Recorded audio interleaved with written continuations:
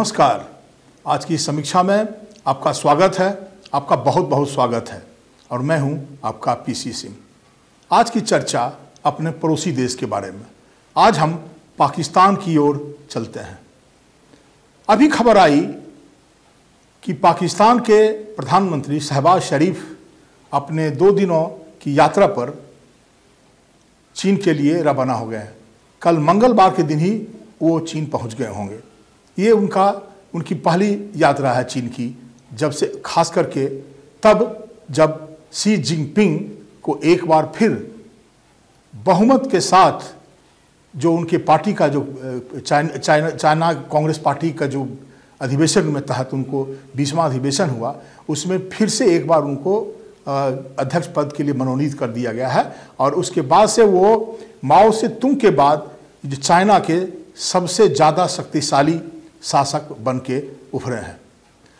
हम जानते हैं कि पाकिस्तान के बारे में पुरानी कहावत है कि जब वो पाकिस्तान के सामने जब भी किसी तरह का कष्ट का सामना करना पड़ता, कोई क्राइसिस होता है पाकिस्तान के सामने जब आता है, तो वो अपना रुख चीन की तरफ करता है और वो कई पुराने मुद्दे को भी उठाता है, जैसे कश्मीर का मुद्दा और इस तरह की कई चीज़ों का वो वही हरकत करते रहता है। अभी 2 दिन पहले ही उन्होंने अपने इस किसी दरमियान में एक चिट्ठी के दरमियान उन्होंने इसकी चर्चा किया कश्मीर का। और अभी जब वो उनकी बीजिंग में वो गए हैं तो शी जिनपिंग के इस सफलता के बाद एक पहले शासक गए हैं किसी देश के, जो जाकर के उनको व्यक्तिगत रूप से जाकर के वो बधाई देने का काम करेंगे। अभी पाकिस्तान के सामने 2-3 क्राइसिस सामने आके खड़ी है। एक तो लगातार इमरान खान शहबाज हुसैन की सरकार के ऊपर लगातार अटैक कर रहे हैं, करप्शन के चार्जेस लगा रहे हैं और पदयात्रा करके वो हमेशा इस बात का मांग कर रहे हैं कि पाकिस्तान में फिर से चुनाव हो। दूसरा जो क्राइसिस है वो ये है कि चीन भी पाकिस्तान से बहुत ज़्यादा खुश नज़र नहीं आ रहा है। एक तो उसका सबसे बड़ा कारण क्या है कि चीन का और शी जिनपिंग का खास करके जो फ्लैगशिप प्रोग्राम है, जिसको कि BRI कहते हैं, बोर्ड एंड रोड इनिशिएटिव, जिसके तहत पाकिस्तान में चाइना पाकिस्तान इकोनॉमिक कॉरिडोर के नाम से जाना हुआ बड़ा सा प्रोजेक्ट है, CPRC जिसको कहा जाता है। वहाँ पे जो चाइनीज वर्कर्स काम कर रहे हैं उस पर लगातार पाकिस्तानी मिलिटेंट्स का अटैक हो रहा है, जिसको कि चाइना किसी कीमत पर बर्दाश्त नहीं करेगा। और चाइनीज अथॉरिटी और खास करके शी जिनपिंग व्यक्तिगत रूप से उन्होंने इस बात के बारे में कई बार चर्चा किया है। जब शहबाज शरीफ पिछले जब संघाई कोऑपरेशन की जो मीटिंग हुई थी, वहाँ पे जब उनकी मुलाकात हुई थी गलियारे में शी जिनपिंग के साथ, तो उन्होंने इसका जिक्र किया था। और चीनी सरकार के कई और भी एजेंसियां इसके बारे में चर्चा कर रही हैं।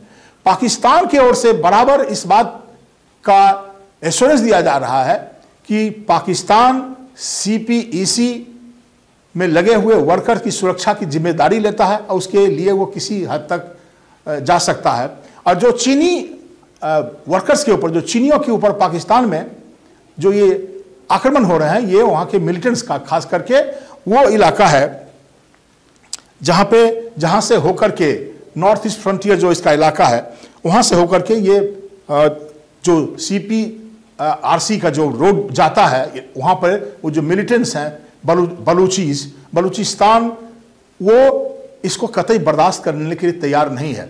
बलूचिस्तान में एक नेशनलिस्ट मूवमेंट बहुत दिनों से सक्रिय है और उसका ये शिकायत है कि जो उसके जो रिसोर्सेज हैं, उसकी जो संपदा है, उसको ये चाइनीज वर्कर्स और ये पाकिस्तानी रूलिंग एलिट के साथ मिलकर के उसका भक्षण कर रहे हैं, उसका दोहन कर रहे हैं और शोषण कर रहे हैं। अब वो इसको किसी भी कीमत पर बर्दाश्त करने के लिए तैयार नहीं है।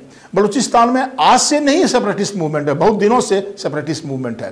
तो जो पाकिस्तानी प्राइम मिनिस्टर हैं, उन्होंने जैसे ही शी जिनपिंग का जो घोषित वो निर्वाचित घोषित होते हैं अपने 20वें कांग्रेस की मीटिंग में, उन्होंने तुरंत एक लंबी चिट्ठी लिख करके उनको बहुत बधाई दिया और उनको आयरन ब्रदर कहा, और उन्होंने अपनी कटिबद्धता जाहिर करी कि वो चाइनीज वर्कर्स की सेफ्टी के लिए पाकिस्तानी सरकार हमेशा कटिबद्ध है। और ये जो चाइना का जो फ्लैगशिप प्रोग्राम है BRI, जिसके तहत से वो अपने पुराने सिल्क रूट को रिवाइव करने का प्रयास कर रहा है, उसके बारे में पाकिस्तान ने कहा कि ये गेम चेंजर है। ये पूरे पाकिस्तान नहीं, साउथ एशिया, ये पूरे इलाके के इकोनॉमी को मतलब काफ़ी हेल्प करेगा, बूस्ट करेगा।